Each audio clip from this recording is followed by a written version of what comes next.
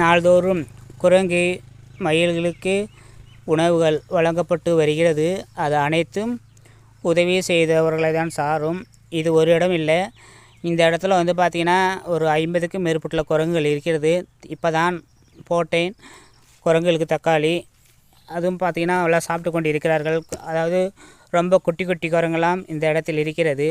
நம் போகும் பொழுது ₹1 கொண்டு செல்வதில்லை. இருக்கு வரை நல்லதே எல்லாம் வந்துட்டுருக்காங்க பாருங்கள். அதாவது நாம் இருக்கு வரை நல்லதை செய்வோம். உங்களுடைய நல்ல எண்ணத்தை நினைத்து உணவுக்கு சிறு உதவி செய்யுங்கள்.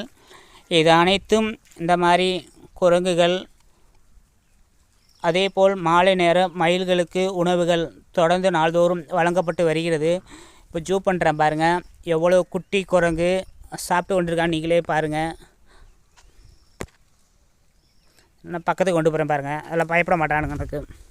அதாவது மிகவும் அது எவ்வளோ பெரிய குரங்கு பார்த்தீங்களா. ஸோ இந்த மாதிரிலாம் குரங்குகள் உணவு சாப்பிடுவதற்கு உங்களால் முடிந்த சிறு உதவி செய்யுங்கள். நாள்தோறும் தொடர்ந்து உணவுகள் வழங்கப்பட்டு வருகிறது. ஒரு நாள் வீடியோ எடுத்துட்டு உங்களிடம் பல நபரிடம் நிதி உதவி திரட்ட வேண்டும் என்று எனக்கு அந்த ஒரு எண்ணம் இல்லை. 20 ஆண்டுகளாக பொதுமக்கள் நலனுக்காக பல கோரிக்கைகள், பல வேண்டுதல்கள் தொடர்ந்து வெற்றியாகவே செய்து வருகின்றேன்.